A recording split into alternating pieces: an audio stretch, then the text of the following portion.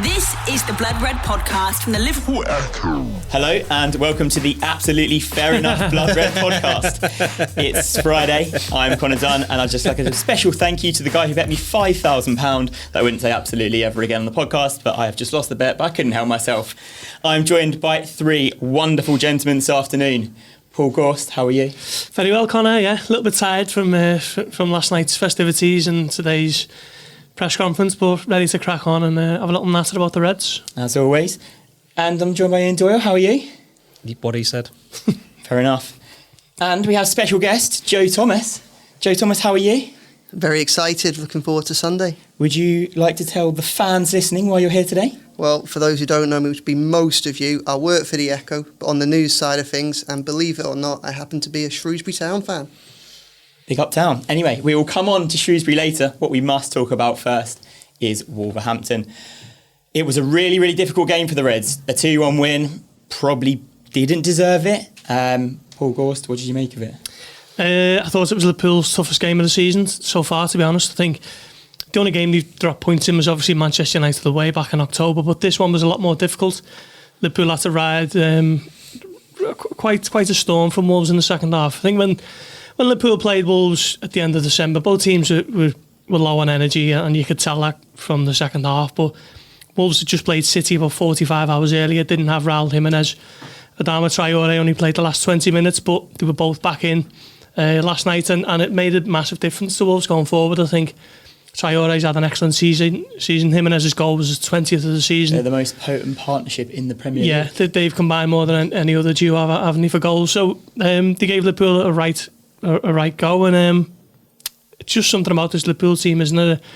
We've said it umpteen times this season, when the quality isn't there and you know, one or two players are having off nights, the mentality just to come through it, just to dig in and you know, rise above it and squeeze out the results wherever they can. They just seem to do that better than anyone, and no more so was that evident than last night. Firmino's 10th goal of the season, 16 points clear again, and you'd have to be a lunatic to bet against them now, wouldn't you?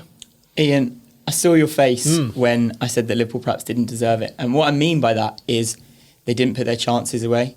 Wolves had some good chances, Wolves had some opportunities and probably could have taken it. And, you know, would probably feel hard done by not having a draw. Wolves didn't put their chances away, though. No, I know, but I mean, they probably could feel that they... Well, they could, yeah, they feel as though they should have taken something from the game, but to say that Liverpool didn't deserve to win, I think it's wrong. Okay. I think Wolves, tell me why. Because Wolves is a difficult place to go to. There's that one road in and out. It took forever. I have to use that joke once every season, don't worry. No, it was a difficult place to go to. Wolves, as Ghosty said, different proposition at home, and certainly given what happened in the last game, that was still fresh, I think, in the minds of a lot of the players, because if you remember, Wolves felt a little bit hard done by at Anfield because of the two VAR decisions, which were correct, that went against them. And you had the sight of Neto celebrating in front of the main stand and then realising a few minutes later, no, that's not being allowed, sorry son.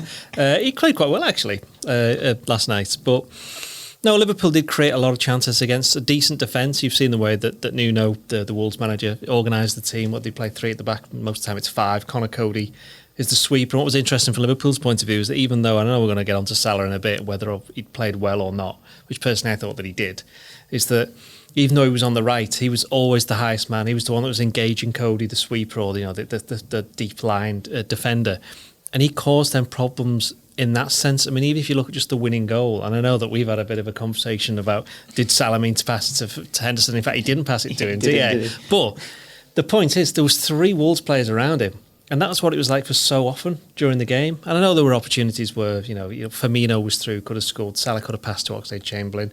Salah was wide with one shot. I think he had another one blocked. There was 1 or 2 other near things. Mane in the first half, if he'd almost controlled it properly, he was in. So there was enough chances. But they're playing a Wolves team that, as Ghosty said, Jimenez is very good, gets his goal. Traore puts the cross in. I don't think Andy Robertson's had a tougher game all season. I don't think he will do. But out wide, Wolves did cause Liverpool some problems, but if you look at the chances, I think Alisson made 2 saves, was it, in the second half? I think one of them was kind of right at him anyway. Jimenez was a little bit ambitious, I think. Yeah, a bit ambitious there. So the other way looking at it is, though, for Liverpool to go to a stadium like that, in that atmosphere, against a team who were quite clearly up for it, you've already beaten Manchester City, not play anywhere near the best in terms of individual performances, but still win 2-1 and have about 3 or 4 other chances to score a few more goals, in the game. Of course, they deserve to win. Yeah, fair enough. I love it when you try and prove me wrong. I think that's one of the things that quite struck me, what you referred to there as well last night, how last night it was so clear, I was only watching it from TV, how Liverpool is now every team's cup final. Like the atmosphere was coming through. You could hear how up for it the Wolves fans were. You could see how up for it the players were. Obviously, there'd be no Connor Cody in his history with Liverpool, but players like Adama Traore who can be hit and miss. For them now, playing Liverpool is just massive. They are the champions elect, and this might be one of the harder things that Liverpool have to deal with over the course of the rest of the season. Obviously, they've got a massive lead, but one of the things they want to carry on doing is win as many games as possible. They are so far in front now that they literally become almost a no-lose game for their opposition. Everybody expects to lose, so everyone can go out and put everything on the table and know that if they take anything out of Liverpool, they do something that pretty much no other team has done this season. And I think that's why it was so hard last night for Liverpool, one of those reasons. Because the task now for everybody is they want to be the first ones to beat Liverpool. Of course, that's it. Of course. That's now become the badge of honour for everybody. I imagine that's exactly what Shrewsbury Town are going to be thinking on Sunday, but we'll come on to exactly that a bit later. But Joe, as a Shrewsbury fan, watching Liverpool last night and watching Liverpool across the course of this season, how do you beat this Liverpool side?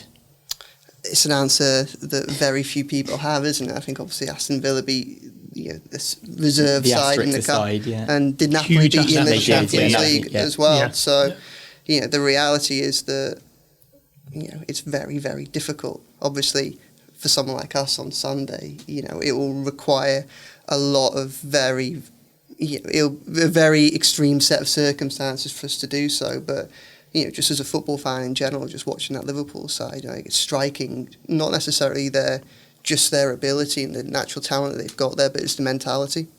As somebody who kind of watches the Premier League and has done from afar, for the past few decades, I think that this Liverpool side is possibly the best team that's played in the Premier League era. And you can have arguments over quality of first 11s, you can have arguments over quality of squads and style of football. You can say maybe some teams have been better, United or City or Chelsea's at different eras. But one of the things that I find most striking about this Liverpool side is how whenever somebody's been running away with a title, whenever they've played their main rivals, whether it's Man United playing Arsenal or Chelsea playing a Man United or someone like that, throughout the Premier League era, those games have always been tight. You've always gone into those big games against first and second, no matter what the gap is, not knowing what's going to happen. But with this Liverpool side, whoever they play, you just know that they're going to win. You just know they're going to get the job done, whether it requires them to rip through a side or whether it's last night and it's the hard yards that they've got to do. You just back them to beat anybody. When they play City on the season, you knew who was going to win. And this is an incredible City side. But, just the Liverpool side that we've got now is just phenomenal. And it's unstoppable, as we've seen. Yeah, exactly as you were talking there, really. You rewind to Liverpool playing Leicester, you rewind to Liverpool playing City, with probably the best two teams in it this year. And that's probably two of Liverpool's best performances of the season, which is unbelievable, really. But I'll just stick with you for a moment, Joe. Do you think it is the mentality that is Liverpool's best asset, or would you be more worried about a player, or do you think it's just the whole round club at the moment that is? I think it's the culture. I think one of the things that we saw when the best insight that we'll probably get into how Liverpool will line up against Shrewsbury was how they lined up against Everton. And one of the striking things watching that match was how, even though this was a lot of players who've had little to no first team exposure, they still played in a way with an identity that was very clearly Klopp's Liverpool. And as a result of that, obviously there's a mixture of first team players and reserve players. But those reserve players, they come in and they fit into a system. And that system's proven to be very effective. So if anything, I think it's that culture that Klopp has got, and it's got running through from top to bottom in that club, which means that any player can step into any team and know exactly what their job is to do, and exactly what the job of the players around them is. Yeah, absolutely. Before we move on and wax lyrical more about how good Liverpool are right now, I feel Liverpool should have put the game to bed way earlier last night, but when I think they had opportunities to. What did you think? Firmino should have scored earlier than he did. It was probably an easier chance than the winning goal. Salah's had a couple, hasn't he? Particularly the one in the first half where he kind of knocks it around. Was it Matt? No, I think it was Matt Doherty, and he gets away from him and he's shooting across the keeper. He does very well to get in and make the block. Liverpool had the chances. Not many teams are going to keep Liverpool out for 90 minutes, so you'd expect that. But I thought both teams had the chances, and as I say, I thought it was the most It was the most difficult game Liverpool have played this season, I think. Even when you allow them for that 1-1 draw at United. There's a reason why Wolves are doing so well, and I think now they've lost 6, which going into the game only Liverpool had lost less. I think they'd lost 5 alongside Manchester City. So they're a very good team, but the worry for them is their season started pretty much the end of July in the Europa League qualifiers, so they might suffer burnout if they're aiming for a place in the top 4. But I think you've got to be realistic and think that they've got a shot. So Liverpool were playing a very good side last night at home, and they've got ambitions of finishing in the top 4. So I think the result shouldn't really be taken for granted, because it was a big one last night, and Firmino just seems to come up with the goods at the moment, doesn't he, when he's away from Anfield? That's 10 goals for the season now. They've all been away from Anfield. They've directly contributed to 15 points. And when you think Liverpool are only 16 clear, that shows you how important his goals have been. And he helped them win the Club World Cup as well, didn't he? So he's having a fantastic season. He just needs to turn up at Anfield now, shall we say? Yeah, without doubt. If that's not a bit harsh. We've mentioned on this pod a couple of times that 2020 might be the year of Firmino. Specifically what I mean, Ian, about Liverpool being able to put the game to bed earlier is Mohamed Salah, to be honest. Last night, I feel like he could have passed to Minamino. I feel like he could have passed to Chamberlain. I feel like he could have passed to Firmino. I know you have thoughts about the second goal, and if he's not on the pitch, maybe his quick feet don't leave Liverpool with that chance. But I just feel like he had an opportunity to help Liverpool more than he did earlier in the game. I can't remember. By literally what I'm telling you about. Do you remember the passes? Free? Now the first goal was a corner. The corner came from Alexander Arnold. Hit the wall, didn't it? That's how that came from. Who got fouled? He won the free kick. Was it Salah? I think it might. I can't remember. That's probably worth it. I'll try and check that out a bit when somebody else. It was fine, but you get from my point. I'm not talking odds and ends about who was one before a corner and crossed it in for Henderson. But that's the point. Is that Salah hasn't crossed that ball for Henderson, had it in. That's Trent and Henderson. Full stop. I know that someone's won that corner, but Salah should have scored. Salah should have passed it. No. There's a reason why he stays on the pitch for as long as he does. And this is exactly the same thing happening against Manchester United. We went through this at the time, where the reason that he stays on is because he's capable of doing something like that. The thing about Salah is that, this season he's not been quite as clinical. He's not been anywhere near as clinical as his first season, probably not as much as last season. And you can tell that's why he's snatching at chances and perhaps a little bit too selfish. But you'd rather have a striker who was selfish than one that isn't. And of course, he isn't even a striker anyway. He's a winger. But we know he's a forward. He's not a traditional winger as such. But the opposing teams are just scared of him. That's why they put so many players on him. This is the thing, is that, and I thought actually when Mane went off, I thought that's when Salah stepped it up a little bit, because he thought, hang on, Sadio's gone off here, so I better start, taking all the responsibility, and he did. And perhaps you could argue he took on too much responsibility instead of actually trying to have a shot. So, instead of trying to shoot. But I don't have any of this criticism of Salah at all, to be honest, especially from you. I'm going to now go and check. While you talk, I'll check, see who won that free kick. Yeah, it's fine. I'll take it, but I think my point is, and I never ever really want to criticise a team who are quite this good, but there's just moments that I've felt, in recent times where they could have done and perhaps should have done better, and not had to fight until the very last minute of every single game. Gorsty? Yeah, well, that's the 11th game now that they've won by a 1-goal margin in the Premier League alone. I think it's 14 games in total that they've just landed on the right side of, and I think that goes back to everything we say about the mentality of the team and the character and all that. That goes beyond just, being quality footballers. That's something that is ingrained in this team now through Jurgen Klopp. But there's not been many games as to where Liverpool put to bed early and you've been quite relaxed and you can put your feet up for the last 20 minutes. I'm thinking Man City in November, was it? Leicester on Boxing Day. There's not too many others, really. Liverpool have been involved in every game right up until the death of virtually every one of them, which contradicts this theory that the Premier League is a load of bluffers and Liverpool are the only good team in there, because these teams are running Liverpool close every single week. It just happens to be that they've got the necessary quality in the big moments to ensure that they're on the right side of the result. But yeah, it's tough because Liverpool aren't steamrolling teams. It's I can tell by the look on your face it was Salah.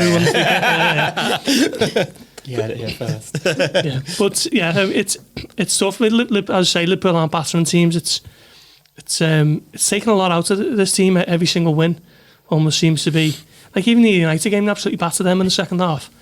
and we're waiting until the last kick of the game before it was safe. Is that part of the reason of how Liverpool play though these days? Because they're not like they were in the old days in terms of a couple of years ago under Klopp, where they were just blowing teams away, but then they could just fall over spells, 2-1, 3-1. Yeah, they know they can keep teams out. They know they're going to get chances. Perhaps, Klopp's been saying it for weeks, hasn't he now? They need to be more clinical. So they've still got, 56, 57 goals, something like that in the Premier. There's only Man City who've scored more. So, I mentioned something that seems a bit churlish to have a go at a team that scored that many goals. And they've scored in every single game in the Premier League this season. But you're right, it's just, they could do more. But that just shows you how dominant they are in these games then. There'll be some games in the not too recent past where they have no chances. Yeah, the worry is that at some point, though, their luck's out, and but that will happen though. They should have put a game to bed earlier because they've missed a half full of chances and they end up drawing 1-1. It's probably not likely to affect the overall destination of the title, but if we're being hypercritical, that there is things to improve, and the players will tell you that much. Every time you speak to a player in the mix zone, they always go on about the room for improvements, and a lot of the times you're thinking it's just a party line and they're just saying it because they're professionals. But I suppose, as I say, if you are being going through it with a fine comb, there are little areas that they can get better in. Yeah.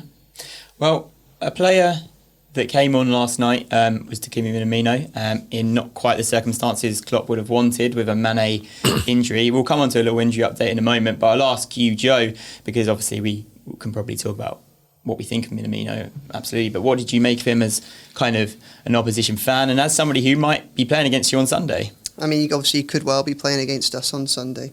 The transition from any football league into the Premier League is just always going to be very difficult. We know from what we've seen of him, or from what I've seen of him in the Champions League, he's clearly a very talented player and clearly a very technical player. Getting him used to the pace and the strength of the Premier League will probably be the biggest task. I think what Klopp's done with a lot of his players is he's protected them and brought them in gradually, hasn't he? And as a result of that, when they come in properly and when they're asked to step up, they hit the ground running. See the likes of Keita, see the likes of Fabinho and several others. I think that will be crucial to his development. Obviously, with the protection of the lead that you've got in the league, you can do that with him as well. Although obviously, depending on how Mane is, you might call on him a little bit earlier than is desired, and particularly in the Champions League. He's clearly a brilliant signing. You look at the cost that he was to the club, and obviously the diligence and the background work that's got him to get into that club, and to just 1st of January comes along, deal's already long boxed off. For a player that would improve most squads in not just the Premier League but in Europe. I mean, it's just fantastic business. I think if he was to play on Sunday, it'll be an interesting test for him, like it will be for a lot of the players. But looking forward to him as a Premier League player, I think certainly by the beginning of next season, I think he'll be more than capable of stepping in to that first team 11 when required. One of the interesting things that will be left to watch over the next few months, and there aren't many interesting things to watch from a Liverpool perspective because we know how good they are and we know what's likely to happen in most games, will be to see how quickly he makes that step up. But the talent's clearly there. Yeah, certainly. I think last night, Ian, he looked pretty neat and tidy. He looked like a decent player on the ball. But Klopp didn't quite seem to know what position was right for him. He played at the front. They were left that front three, obviously Mane straight swap. Then he dropped into midfield after half time. I wonder whether that was more to do with trying to cope with Traore and trying to help Wijnaldum help Robertson down the left, because I think that might have been partly something to do with it, because Klopp said that they defended in a 4-4-2, certainly in the second half after the game. It's interesting what he said about Minamino, though, is that he said that he's not a winger. He said he's someone that's played in between the lines, and he played against Everton at the false number 9. I got an impression, I feel as though that might be where he ends up for Liverpool, because I think he plays there for Japan, does he? Plays there for Japan, yeah. I know we've seen him out wide for Salzburg, but he's forever cutting inside. He wasn't like a traditional winger in the sense of going to the byline or getting on the outside and getting the crosses in. The other thing he said, Klopp, was that we already know his talent and his skill set, but what he appreciated against Wolves is his ability to get stuck in and fight, because he knows it. It wasn't a game where players were playing particularly well, certainly out wide defensively. It's probably one of the most difficult games he could have been thrown into. Yeah. So especially when he's replacing Mane, who's been Liverpool's best player this season. So people would be looking to him and go, what can you do now? So the focus would have been on him. So in some ways, I suppose it was quite clever that Klopp moved him around the second half, because then nobody was comparing like for like in that sense. But the fact that he was able to get stuck in, the fact that it was a very intense game, as Gorsty said, in terms of the intensity, there's been very few games quite like that for Liverpool. I think Man City might be the only one, I suspect. Certainly Leicester wasn't quite the like levels that. of end to end. Exactly, yeah. A lot of running involved. But he didn't look out of place, did he? I think it wasn't the game for him to show what he's all about in terms of an attacking player, but in terms of a player that Klopp wants and Klopp likes, I think Klopp would have been quite chuffed. Yeah, certainly agree. Do you think there's going to be sort of any issue with strength, or do you think that's just a case of getting used to the Premier League? And he got nudged off the ball a few times, but yeah, well, he's a very slight player anyway, isn't he? He's not someone who's he almost reminds me a little bit of Yossi Benayoun. I think I've mentioned that before. He's someone who you don't really know where his best position is at the moment. Jurgen Klopp will obviously have an idea, but plays as a number 9 for Japan. He played as a 10 for Salzburg, or even on the wing. I think he's just going to be someone who can fit in a number of areas, because if we look across Liverpool's squad, pretty much every single player can play in at least 2 positions.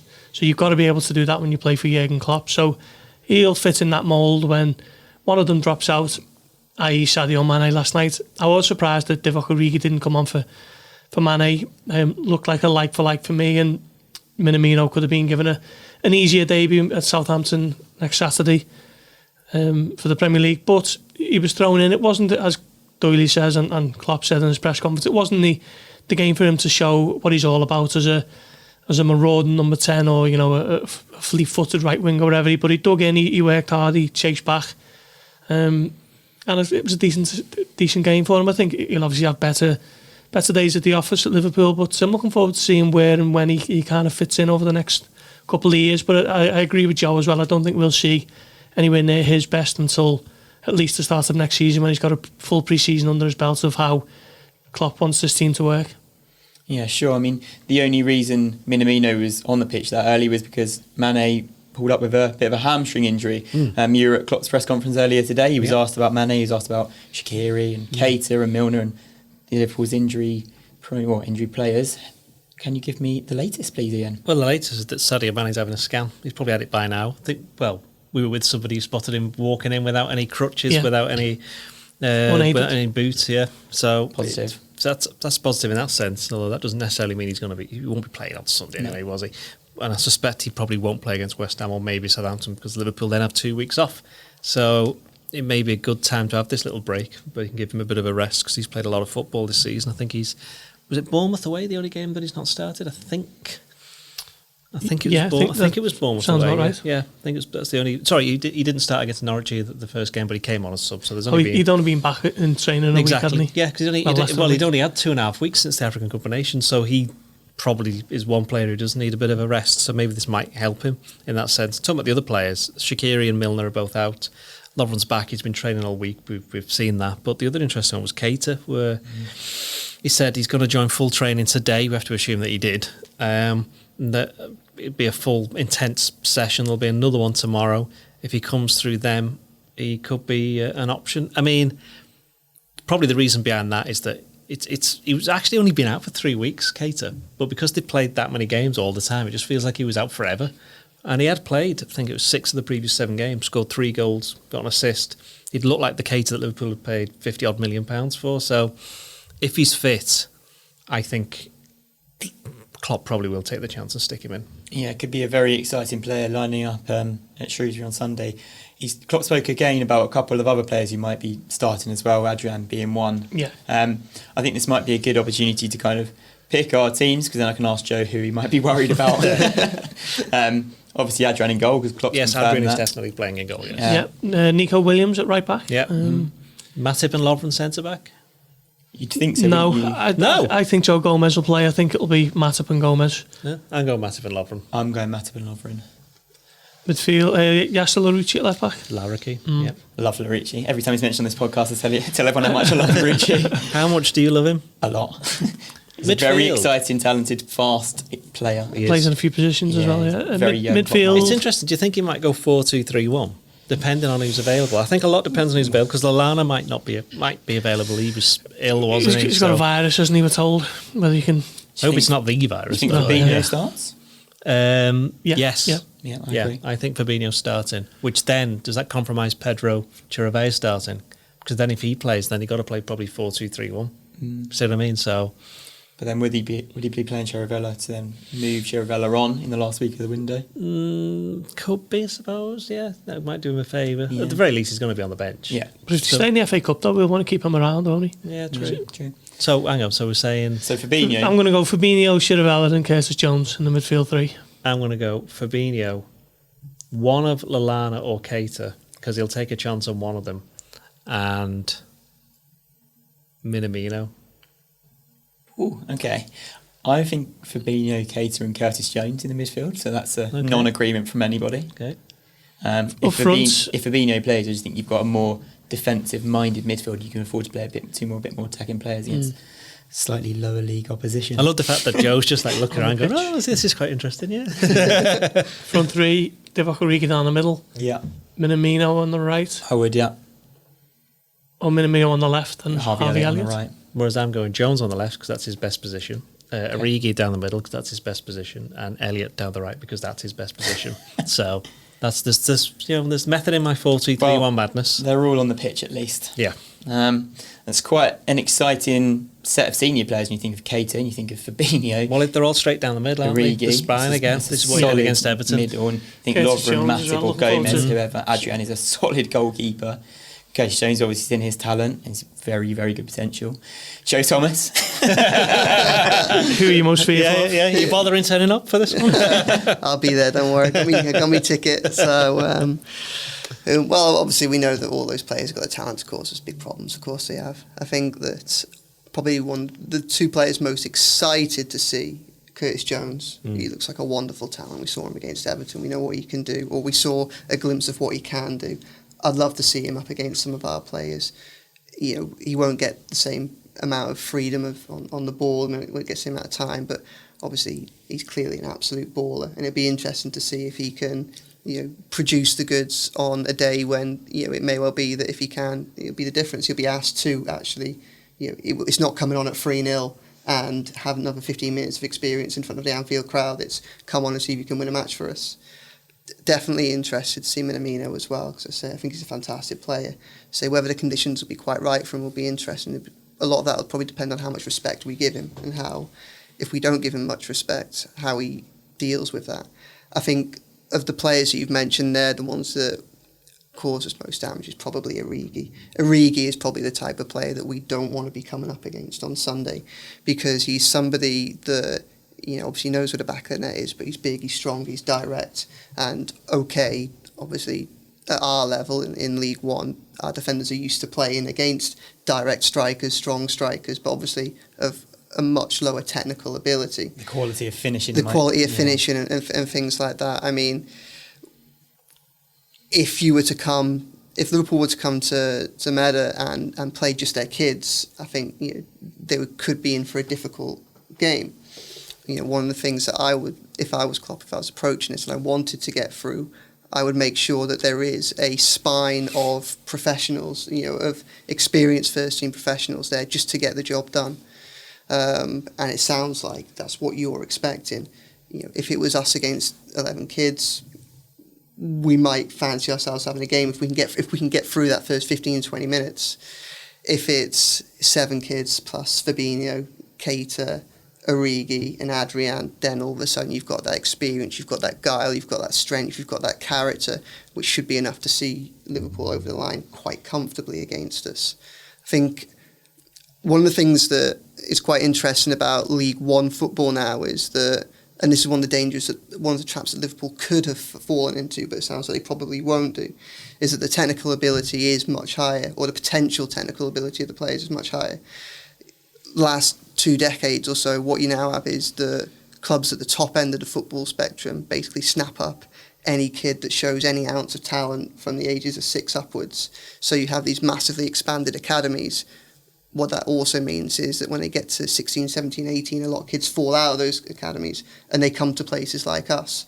So what we have is we have a side, half of which is made out of players who have had that top level coaching, players that come through it. At the moment, the dominant club is probably Man United. We've got a couple of ex-Man United academy players and a couple of players who not very long ago were in the situation that a lot of those Liverpool players find themselves in now, where they were on the fringes of the first team in the early rounds of the cup stages. Obviously, it didn't work out for them, but what they have done is they've had that high level coaching, they've got that technical ability, they've dropped out of it, and now they've got a couple of years under the belt of first team football, and obviously they've got the hunger to try and prove themselves.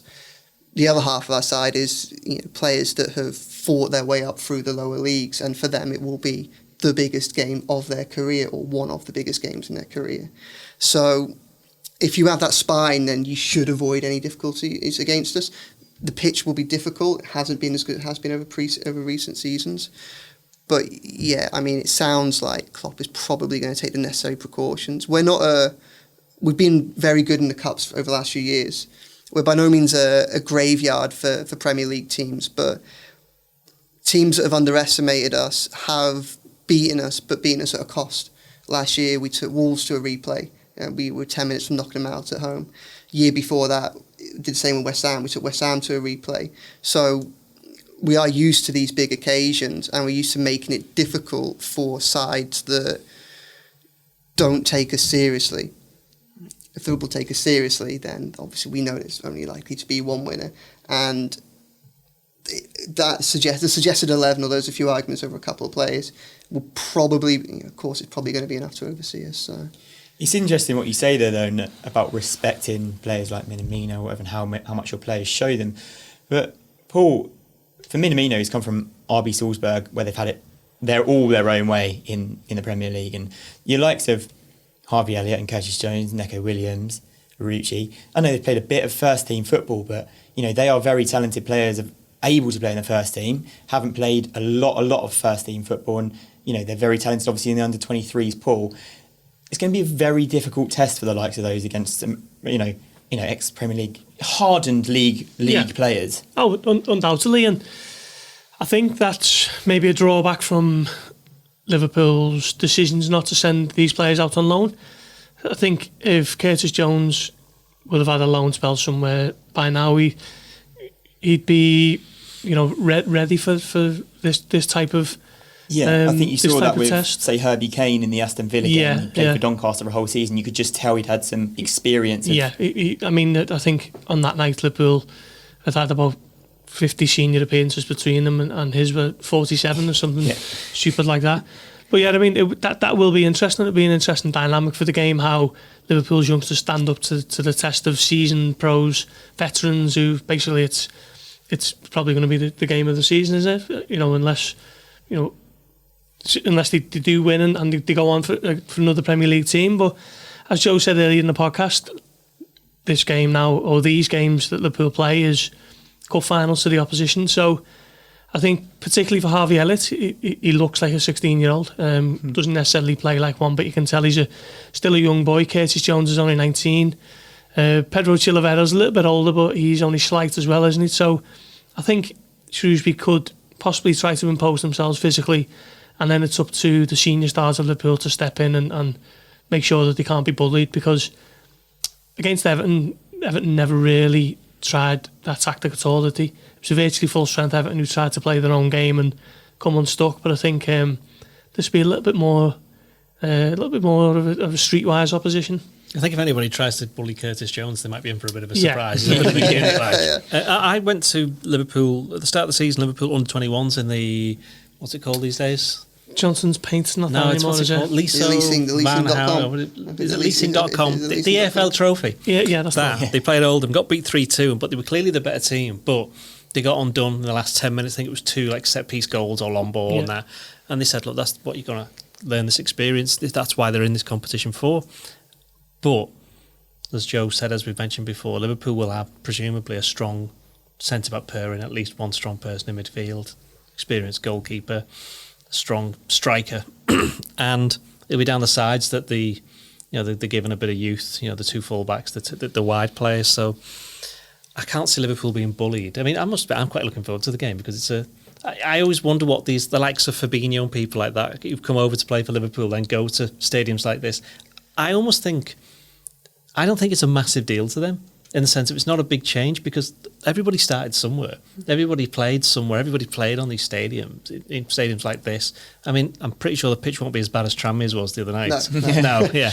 And there have been some iffy pitches that Liverpool have played on this season. So it's like just, it's the FA Cup, isn't it? It was always regarded the great leveller because of the the pitches and because of the stadiums, but it's a new stadium, isn't it? Relatively new stadium. A lot of those factors that were regarded levelers have gone. Obviously, I mentioned the pitch not being as good as it has been. Traditionally we've had an excellent pitch. It's just slightly down, partly because of the weather and the amount of games that have been on it from where it has from high standards in the past. It's a relatively new stadium. It's not they're not gonna walk into an away dressing room which is half the size of the home one, and which the heating's magically stopped. I think as long as it's bigger than Crystal Palace's, I think Klopp won't mind. He doesn't like Crystal Palace's dressing room at all. I don't. I think it should be, and it's a good experience for the youngsters in the sense that I think, as you said, they're going, okay, great. They played in front of 54,000 people at Anfield. Nearly everybody was supporting Liverpool, cheering them on. It gives them that extra boost. Now they're going to be going somewhere where it'll presumably be cold. It'll be quite dark. You love the weather. Yeah. Well, no. And it will be under the floodlights because it's a 5 o'clock kickoff. Close to the pitch, bit of an atmosphere. There's always something very different when you go to the lower league grounds, certainly the smaller ones. And I think if Liverpool do come through, I think they'll have all gained something from it. It's a no-lose situation for both clubs at the end of the day, isn't it? Obviously, for Shrewsbury, it's a massive game for many reasons. If you look at Liverpool, I'm a massive fan of the FA Cup. I think it's brilliant. Don't tell Joe Rimmer this. I have this argument with him anyway. He does not like it. That's a different argument for a different day. But obviously, in the context of Liverpool's season, it's not the most important thing going. I think everybody, regardless of what you think of the FA Cup, I think everybody can understand why it's not the most important thing on Liverpool's horizon at the moment. For those players that come through, you've got some seasoned pros there that are on their way back from injury and could do a bit of match sharpness. You've got youngsters who we might present a test, but a test that is a hurdle that is achievable for them, but will give them a bit of experience as well, just the conditions and a different type of opposition.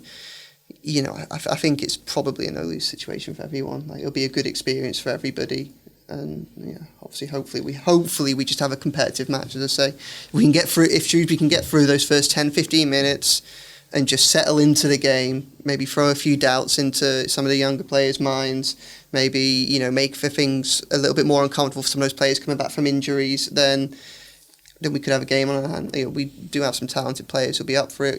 We have some lads from Merseyside that will have been desperate for this all the time. Who's the Everton fan? There's one in the Everton fan. I'm not sure actually. I mean, no, there was one. We've got Callum Lang, we've got Sean Wally. There's one, I can't remember his name. Great research, by the way, this from me on the podcast. Really enthralling with the podcast. Well, to be fair, we've just finished with Wolves, you know what I mean? Yeah. And I'm off tomorrow, so I don't really care. But Shrewsbury, there's a Shrewsbury player. He went to the Everton wasn't he? So that's it. It might be was it Ollie Northern? It sounds like that might be him. So ex-Tranmere, it might have been him. I'm not 100% sure. Joe, we spoke before this podcast, and I know obviously you've mentioned there a bit about how Shrewsbury might make it difficult for Liverpool, but I imagine pretty much most of the people listening to this podcast will never have seen Shrewsbury play. Give me an idea of just where Liverpool might struggle, how you play and your danger men, and who Liverpool really do need to look out for, because it's quite tricky to score against you, I believe. Yeah, I mean, we're very strong at the back. League One level, not many teams scoring. We're a horrible side to go 1-0 down against. Our problem's getting that first goal in the first place.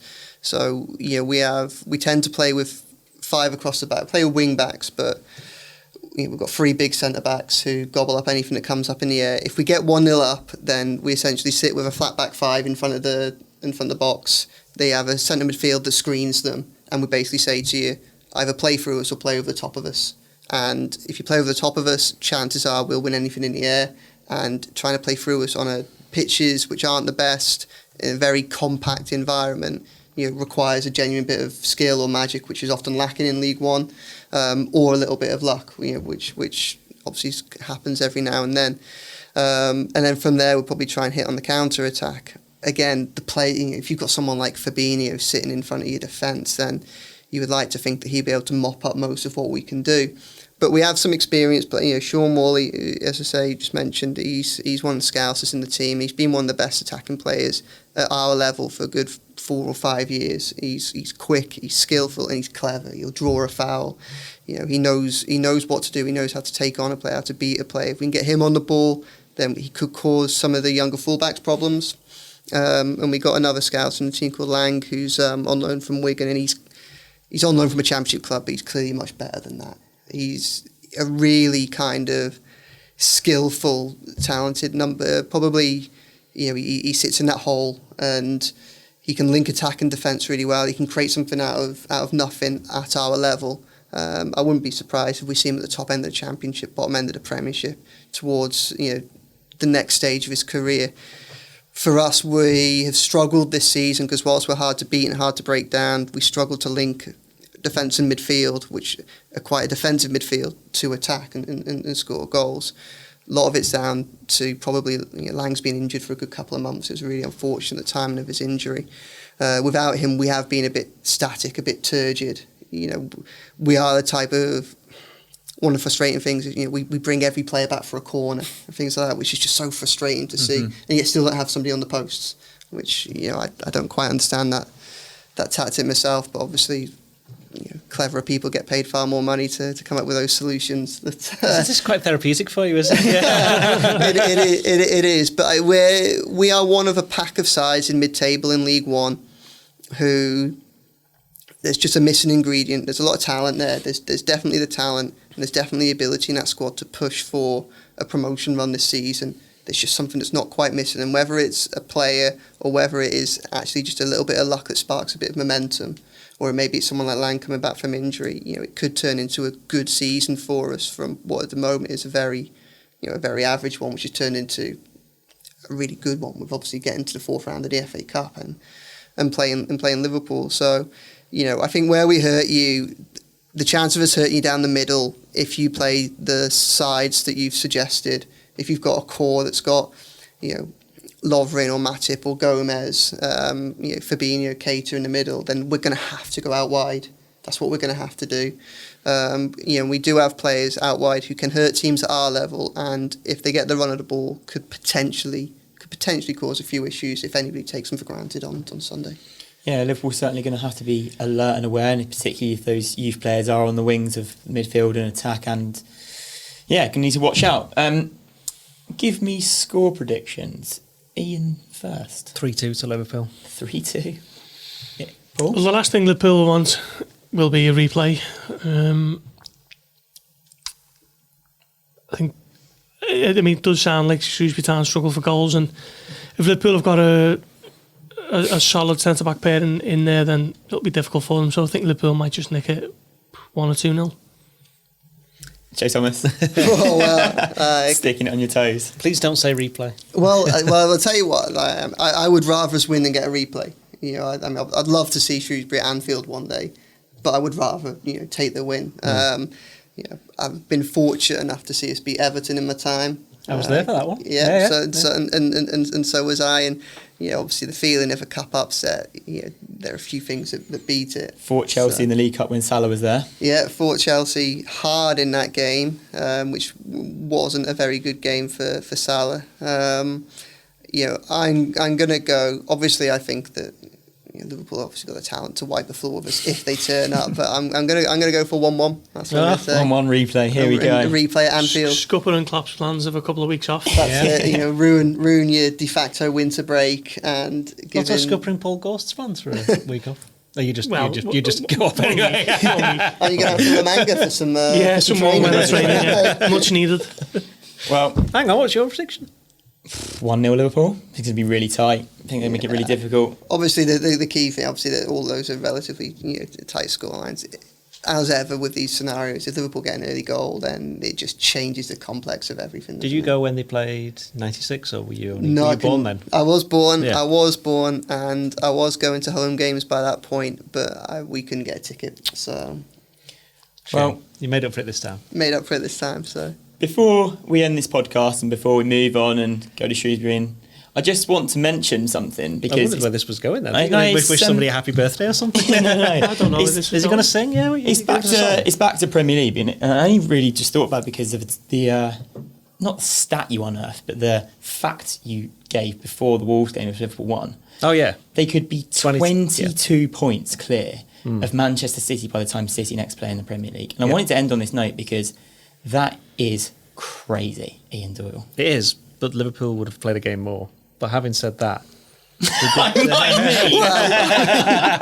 only you could find a negative in that. Crucial game in hand. I know, yeah. Having said that, I think the other thing is suddenly City are running out of games. City are going to start running out of games. And that's the thing that's going to be, as well as the 1,000,000 points clear that they are, that there will come a point where I think we've spoken about it, where City might just go, you know what, we've got no chance here. Let's start building for next season. Let's concentrate on the Champions League because we're clearly going to finish in the top 4. I found it remarkable looking at the Premier League table last night that if Liverpool beat West Ham on Wednesday night, they go 40 points clear of Everton. Chelsea and 4th have only got 40 points this season. It just shows you how remarkable a campaign they're having at Anfield. And I do think if Liverpool go 22 points clear before before Manchester City play at Tottenham, which is already difficult enough, you might just see a case of City just holding their hands up and saying, we've lost this one. Let's rest a few at the Champions League against Real Madrid on the horizon. And it would be Liverpool's title. If Liverpool win these next 2 games, it's their title. I already think it is anyway. I know we always say this on the podcast and stuff, but Liverpool won't throw this away. It is the big talking point at the moment, and the fact is, Doyle, no matter what anybody else does, no matter what any other team does, if Liverpool win their next 9 games in a row, even if City win every single one of theirs, Liverpool win the title. That 9th game comes at the Etihad. Yep. If City drop points away at Tottenham or away at United or at home to Arsenal or away at Leicester, then it's going to get earlier. The week before that is Crystal Palace at Anfield, and the week before that is Goodison Park. Where would you like to see them win it? Still Anfield. We've asked this question before. We have. Still Anfield, yeah. You'd rather win it there because it would just be good. No, I don't want to win it. No sweetness of clinching it at Anfield and getting the Guard of Honour from City the next week. He's bothered about stuff like that. There's no even so guarantee. Many people we bothered about that. Guarantee. No, but there's no guarantee City would do it. Why would they have to do it? They shouldn't have to. There's no reason for them to do it. Why would they? But their fans would be absolutely fuming. Imagine if that was at Anfield, it was the other way around. Real Madrid did it to Barcelona. Yeah, but that was at the end of the season when they'd won it. So this was different. You know, there's still be another 6, 7, 8 games to go. No chance that City are going to do that. Sorry. Yeah, it will certainly be an interesting one. Imagine if that happened in Everton, at Goodison. Imagine it at Old Trafford. If Liverpool win the league at Everton, then they'll have to build Bramley more because they'll knock it down. Wow. Wow. On that note, it's certainly... They'll tear the place down, I'll tell you. It's certainly... Everton fans would knock it down. Yeah, just to clarify. An interesting next few weeks. But whatever the case, Liverpool are in the most fantastic position that I've ever seen them in my lifetime, and I, for one, cannot wait to see them lift this Premier League title.